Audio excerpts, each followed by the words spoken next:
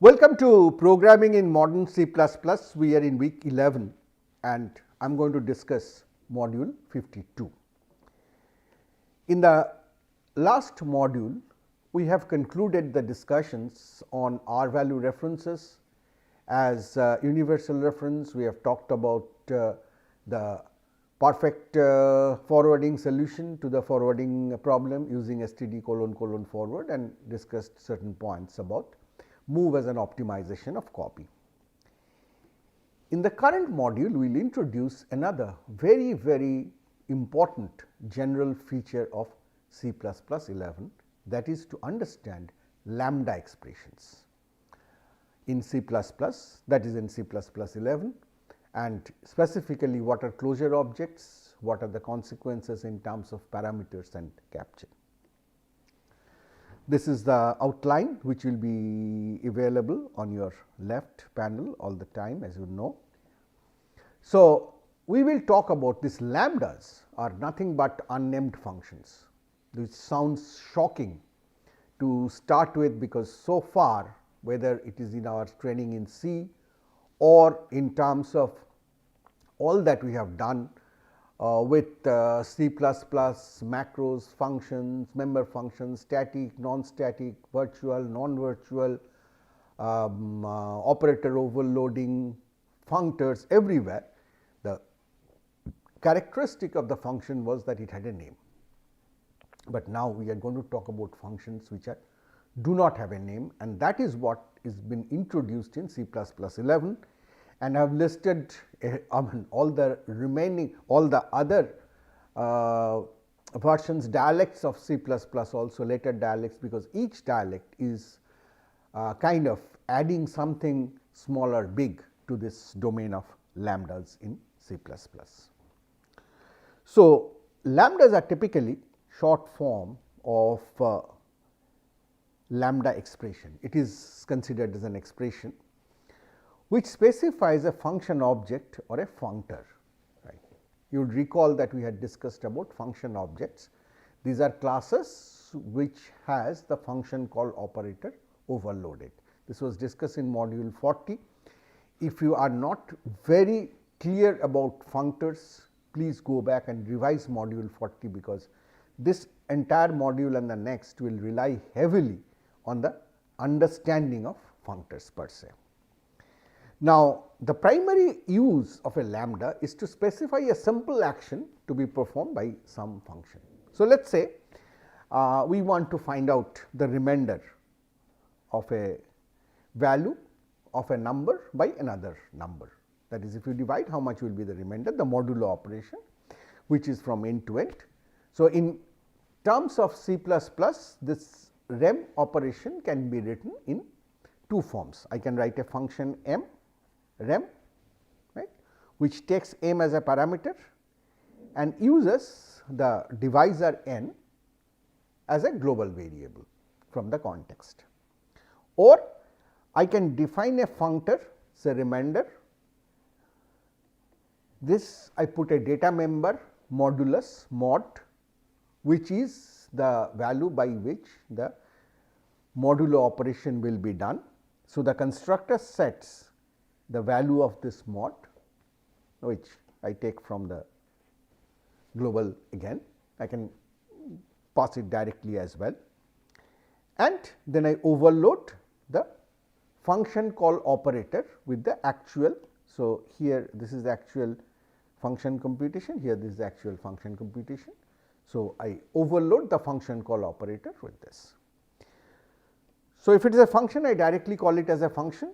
If it is a functor, then I create an instance of the functor given the value of n to go here, that is to be set as mod, and then I call the functor, which actually calls the function call operator. recap of this is what we have. Right. Now, with this I can write something which is known as a lambda expression. Its syntax is somewhat very similar to function, but little bit different. Let us say this is my parameter. Right. The way to tell the compiler that I am writing a lambda is this introducer, which is a pair of square brackets. There may be something inside this, some capture may be inside this, some capture may not be inside this, but this introducer tells that a lambda is going to start. Since we do not have a function, in function what do we have? We have the name, we have the return type, and then we have the parameters, list of parameters, and the function body, 4 components. Right. So, now if you look at this name part is not there, it is an unnamed function. The parameters come after the introducer. The introducer tells that, well, I am going to create a lambda. The return type changes position, it was prefixed in the function, now it is comes as a suffix. So, it is a suffix return type which you have already seen. So, the return type comes here, and then the function body is directly here. Right. This is what is called the lambda, and to be able to use this, I can directly invoke a function or invoke it on a value. That is, I can put in bracket 23 on this, and I will get a value 2, because this functor will be evaluated on 23, that is m will go as 23. Right. Or if I want to define it somewhere and use it later, then I can give it a name for my convenience. Right. It is not a name of the function, for the simple reason that if it is a name of the function here, like rem here, you cannot copy the name. Right. Once you have given a name of the function, that is the function, but here it is not so.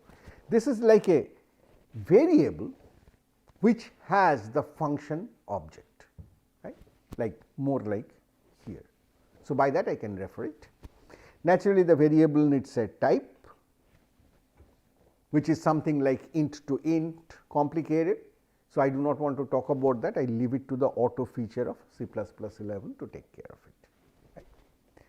So, this is basically my lambda expression. One more thing to note is, in this lambda expression there are two types of variables. One are parameters like m. These are in the lambda language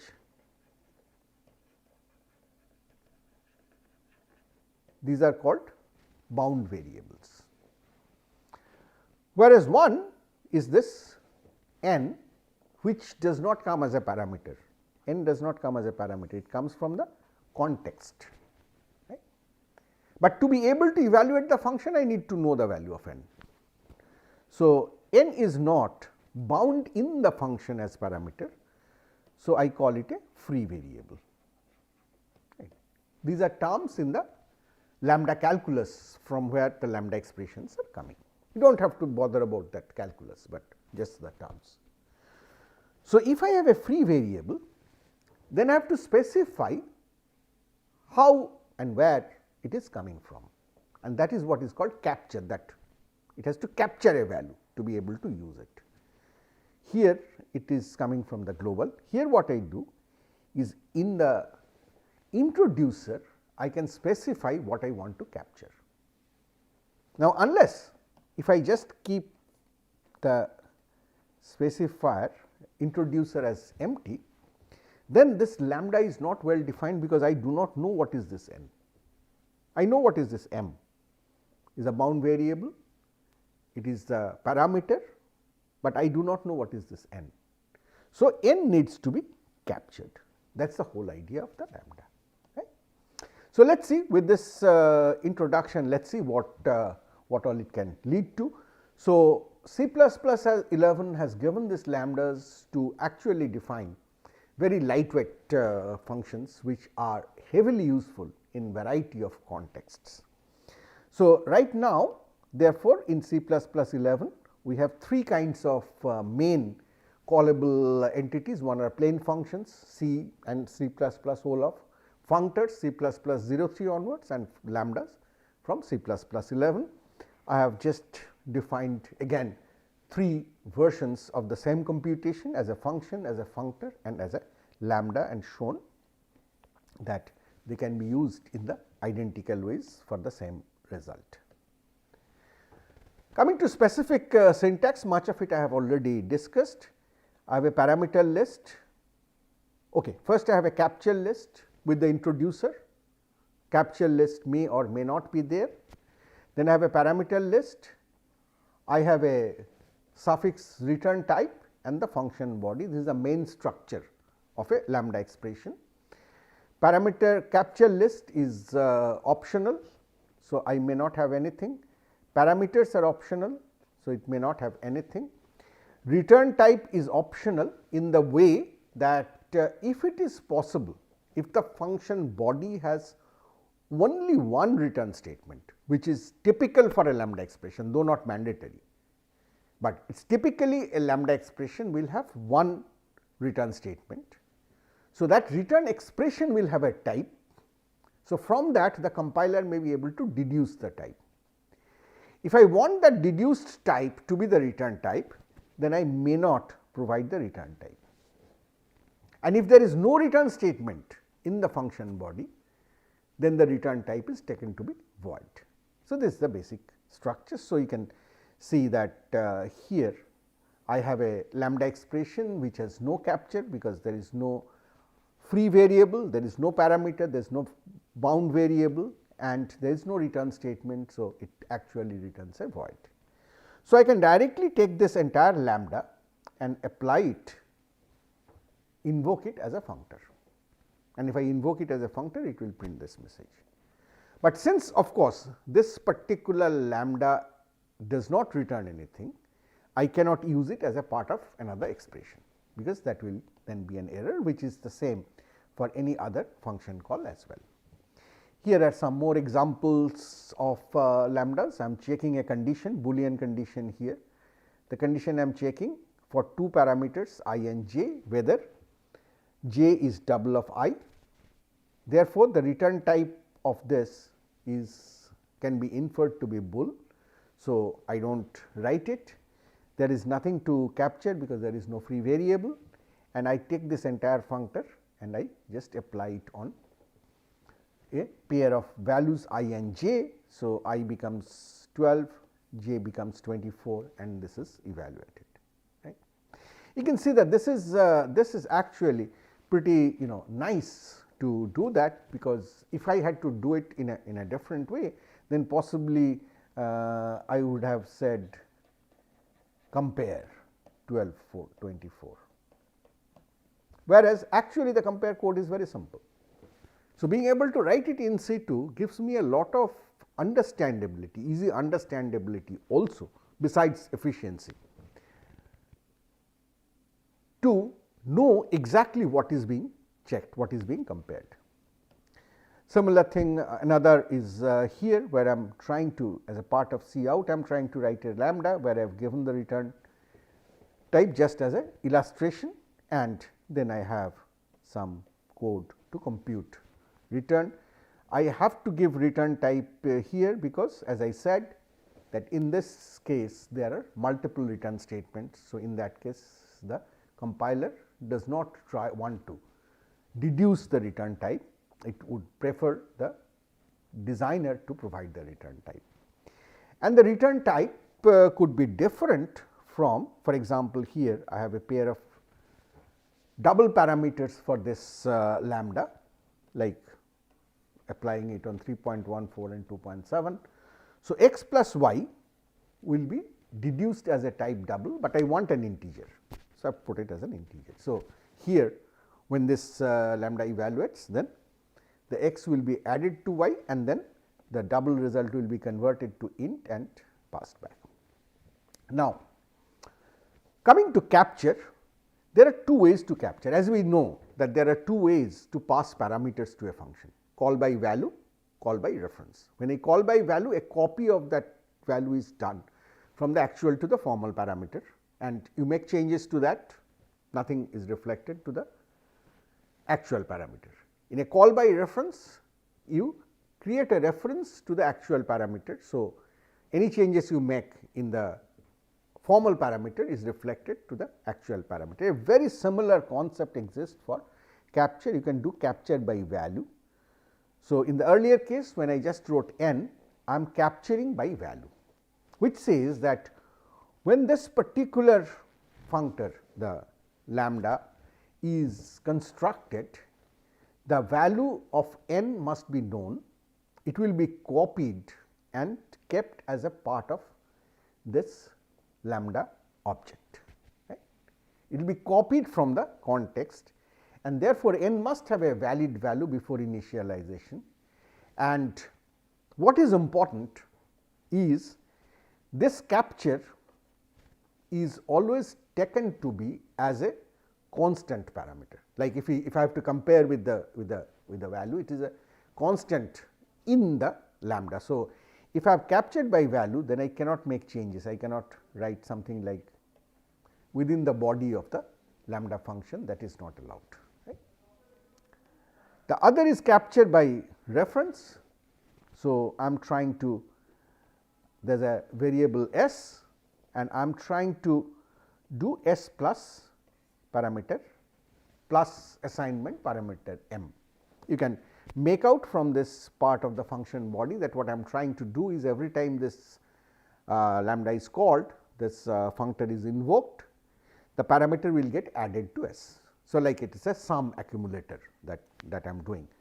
So, I need s to change. S is not a parameter of this functor. So, s is a free variable, therefore, s needs a capture and I need to change s and want that to get reflected. That is why I write it as ampersand s.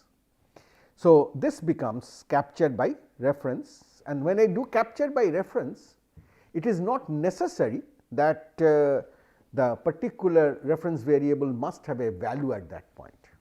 It is only before I use it, it must have a value, because if it is captured by reference, then I can make changes to it. Any change I make is reflected to the variable that I have captured, and any change you make to the variable will be reflected to the lambda. So, this is capture by value and capture by reference, and that is the core idea of the entire thing. Now, you will find in the literature that I am talking about lambda expressions all the time, but you will find in the literature that the term more commonly used in C++ is called a closure object. So, what is the difference, similarity or connection between a lambda expression and a closure object? It is like this. This expression that I have written with the parameters, return type, capture variables, capture mode, everything is a program for the unnamed function. That is called the lambda expression. Now, this corresponds to, as I said, is a function object. This corresponds, therefore, it has to correspond to a function object class. So, this actually is as if the definition of that function object class. Now, when I instantiate it, the function object gets created, and that function object is called the closure object. Why is it called the closure object? Because in a lambda, you often have free variables which needs to be captured to close the entire meaning of what the lambda expression has. Only when you have all the free variables captured, only then you have a closed lambda which can be evaluated. Right? So, that is the reason this has been given the name closure object. So, to very clearly whatever you write here is the lambda expression, which is only in the program source code. It does not exist at the runtime. This gets translated into a functor class declaration internally, and at the runtime an instance of that class, that functor object, gets instantiated, created, constructed, and that object is called the functor object. That object is called the closure object. Right? Now, when I do auto f this, so this entire thing is an object, right. So, if I do auto f initialized with an object, then what am I doing? I am actually copy constructing f, right. That is how you will do, right. You have already an object, the temporary object created. So, f is actually not the closure object, but it is a copy of the closure object. The closure object per se, what has got constructed at this point, is a temporary object, and at the end of this statement it gets deleted by the execution. Right? It is like any temporary object, but in this I am keeping a copy of that, and I can keep on copying it. It's a as we will see, it's a first class object which can be copied, not like a normal C function which cannot be copied. Right? A C function cannot be copied, it can just be invoked, but a functor created from a lambda expression, the closure object, can be freely copied. So, that copy of that closure. So, this is something which is important to understand in terms of what is a lambda expression and what is a closure object. So, lambda expressions generate closure objects at runtime. They are temporary, they are unnamed, and they correspond to a functor class where there are data members corresponding to what you have captured, because you have to remember them, you have to keep referring to them. So, you will have value members for value capture, you will have reference member for reference capture, you will have a constructor which will construct these data members in the appropriate way, and the most important thing is you need to have the function call operator, and this operator has to be public so that it can be freely used. It is inline for the purpose of optimization, because it is already there, you have the entire thing. So, it is possible to inline it always, and it is treated by default, it is treated like a constant function. And for this closure object type, the copy constructor, copy assignment operator, destructor, all are defined by default by the compiler. You do not have to write anything. So, just an illustration of how the implementation might look like is I have a lambda expression here with two free variables. So, two captured variables, one is captured by value, other by reference, and one parameter. So, in the main function I have two variables which I capture in this check and print them. So, when I get into the corresponding, possibly the corresponding function object class, well, this is not exactly what the compiler will do, but compiler in principle does the same thing. Let us say I define a class check f which has for each one corresponding data members. Mind you, this is captured by value, so it is a value member. This is captured by reference, so this is a reference member. Then I have the constructor of it, that is to construct the function object, that is to construct the closure object. So, it will have a value parameter and a reference parameter to set the two capture values. There could be separate other local variables and all, I do not care. And finally, the parameter of the lambda expression is set as a parameter of the function call operator. You can see that that is defined as a const, that is a constant function, it can work only with constant objects, and the rest of the entire body simply comes in here. Right. So, if you keep this kind of context in mind, then you will find it very, very easy to understand what is going on with the lambda expression and closure objects. Here there are a number of examples values for which it is run. So, when this closure object was created, ref did not have a value because it is a reference parameter. Val has a value, and but before invoking the closure object, I must set a value to ref. So, I set it to 2, I have done check 5. So, val 0 ref 2 param 5 as expected. I have changed val to 3, but it is captured by value. So, it is not expected to change, it does not. But I changed the reference, I can see that change coming on here, right. So, this is the basic idea of the lambdas. They work as first class objects.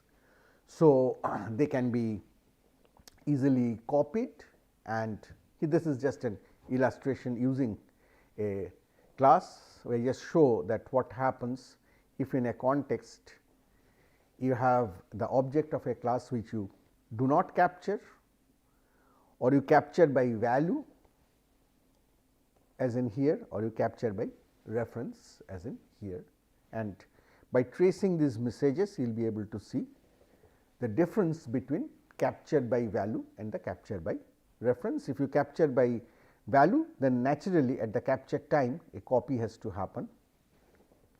When you copy the closure object, another copy has to happen. These are all happening for t, and naturally the corresponding destroy will also have to happen.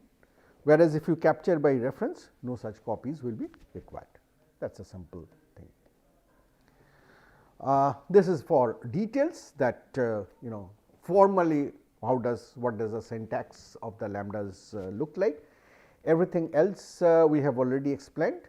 The two things that can happen between the parameter list and the suffix return type is you can write the keyword mutable, which has certain meaning, and you can write the exception specification.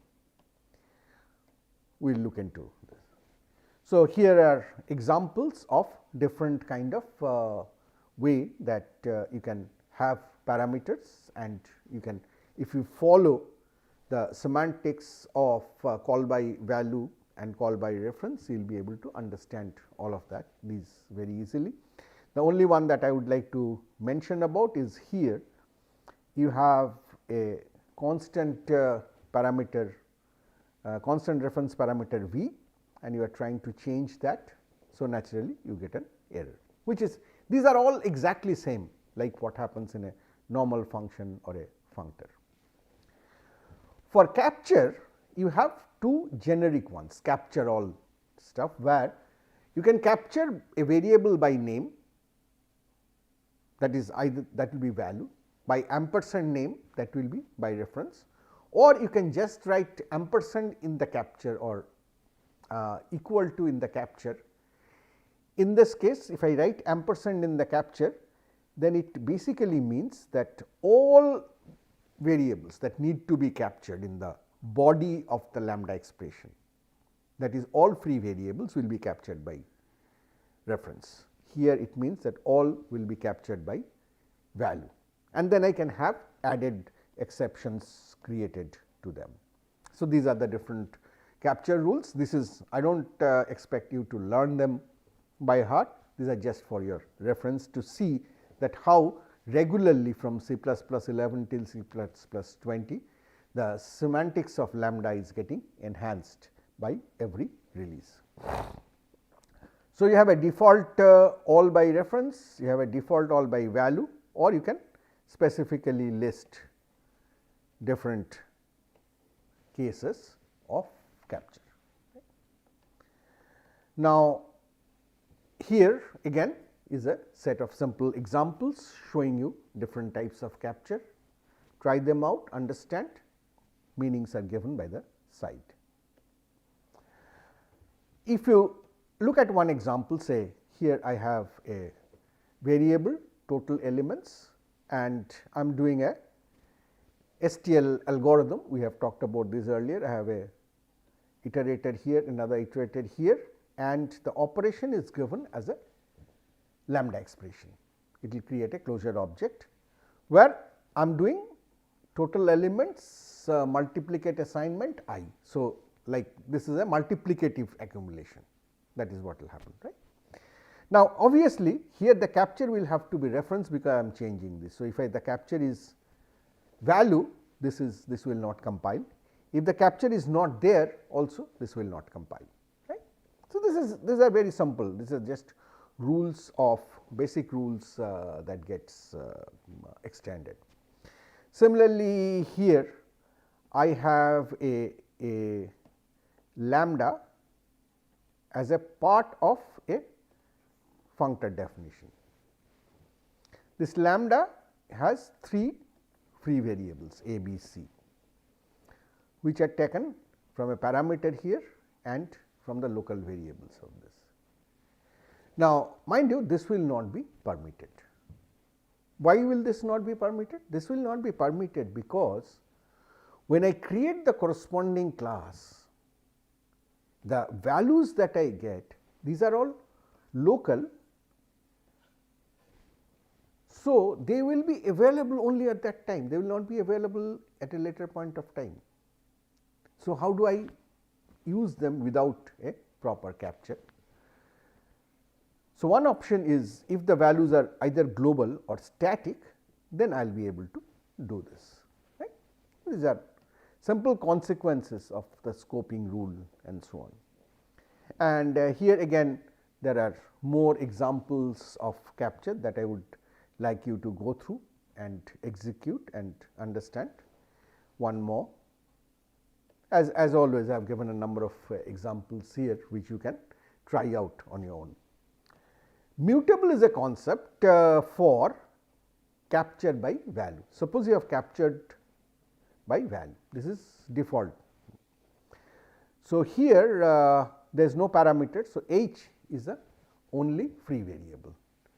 So, if I try to do this, if I try to double h within the lambda expression, then certainly I will get an error because h is captured by value, and if I capture by value I am not allowed to change it, I told earlier. So, an exception to this can be created if I use the keyword mutable. If I say it is mutable, the lambda as a whole is mutable, then any variable which is captured by value can also be changed. But under the mutable condition, the changes being made in this h and changes and this h are different. This is not the same case as reference where they are same variable, but here because it is captured by value, a copy of this global h has been done here, and by doing mutable I am allowing that to be modified, right. The concept is very similar to the mutable members of constant objects. So, here examples of what will happen if you capture capture default by value and make mutable, what will be the effect, and if you capture by reference, what will be the effect. As you can see, in both cases you can change h. In the first case the original h does not change, in the second case the original h also has changed. There is another nested example of mutable which I will leave for you to read, execute and understand. One more of this. The interesting thing about this example is this is a structure and this is a member function, and I am changing within this member function the value I. The question is, do I need mutable here? I am changing a value which is captured by a variable which is captured by value. The answer is no, I do not need a mutable here, because if I capture by default, then in the context of a class this pointer gets captured by default. So, when I write I, it actually means this pointer I. and a member function, using this pointer I can always change the data members of the class. So, here though it looks like a case of mutable, this does not need mutable, it works according to the class rules. Here are some restrictions on capture, like you cannot have the same variable captured twice, or you cannot capture this directly. Well, these are changing with the as the language dialects are moving, but these are the basic rules of exception that exist in terms of capturing in lambdas. And finally, there are couple of mixed examples. So, here is a capture by default by value and a specific variable by reference, and see what happens in that case. There are couple of different examples of default capture, nested capture, mutable capture with mutable, and so on. So, in each case you study it, understand what is happening, try to execute in the compiler and understand the total semantics. So, this brings us to the end of this module. In summary, we have understood the lambda expressions in C++11, the basic foundation of that, the closure object, the parameters and the capture. In the next module, we will continue to discuss about some more features of lambdas in C++11. Thank you for your attention and see you in the next module.